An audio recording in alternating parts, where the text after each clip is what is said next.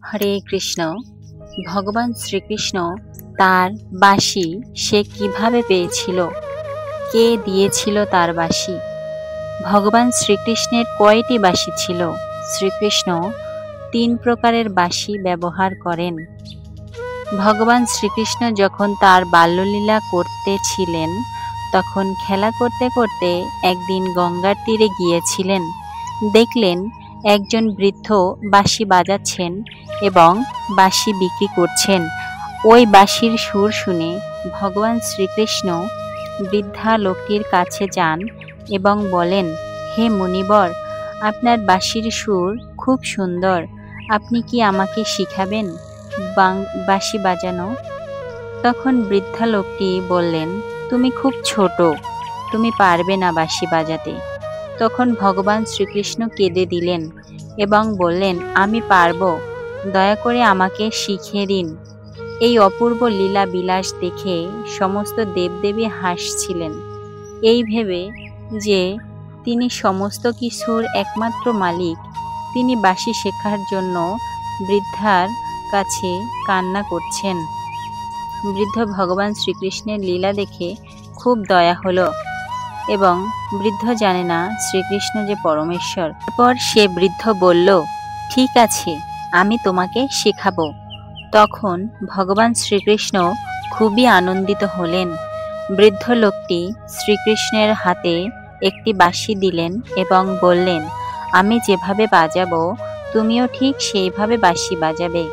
ভগবান শ্রীকৃষ্ণ বললেন, ঠিক আছে।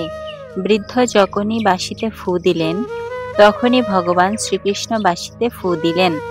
ভগবান শ্রীকৃষ্ণ যখন বাঁশির সুর তুললেন, সেই সুর শুনে সমস্ত দেব দেবী, সমস্ত জীব জগৎ বিমোহিত হয়ে কি চমকে গেলেন নাকি! এবার তো অন্যরকম, দেবদেবী পুষ্প বৃষ্টি করতে লাগলেন। তখন বৃদ্ধ লোকটি ভাবলেন, এ কোন সাধারণ বালক নয়।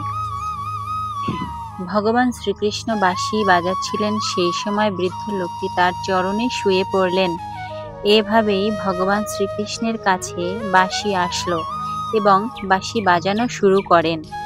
ভগবান শ্রীকৃষ্ণের কয়টি বাঁশি ছিল? ভগবান শ্রীকৃষ্ণ 3 প্রকারের বাঁশি ব্যবহার করেন। তার একটিকে বলা হয় বেণু, অন্যটিকে বলা হয় মুরলী এবং তৃতীয়টি বংশী। বেণু অত্যন্ত ছোট, তা 6 ইঞ্চির বেশি, দীর্ঘ নয় এবং তাতে 6টি ছিদ্র থাকে। মুরলীর দৈর্ঘ্য প্রায় 8 ইঞ্চি, তার এক প্রান্তে একটি ছিদ্র থাকে এবং তার গায়ে 4টি ছিদ্র থাকে। এই মুরলী অত্যন্ত মনোমুগ্ধকর সুর সৃষ্টি করে। বংশী প্রায় 15 ইঞ্চি লম্বা এবং তাতে 9টি ছিদ্র থাকে। শ্রীকৃষ্ণ প্রয়োজন অনুসারে এই 3 রকমের বাঁশি বাজান। শ্রীকৃষ্ণের আরেকটি বংশী আছে যা আরও লম্বা, যাকে বলা হয় মহানন্দ বা সম্মোহনী।